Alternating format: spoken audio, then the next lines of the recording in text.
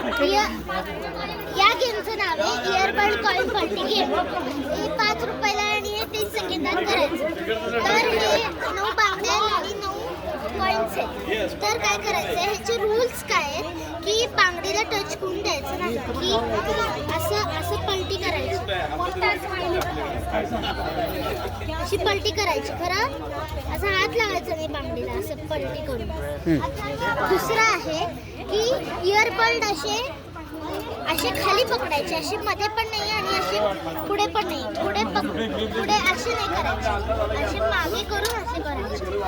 मग तिसरा पॉइंट आहे की हात लावायचा नाही, असा हात लावायचा, असं हात लावून असं करायचं.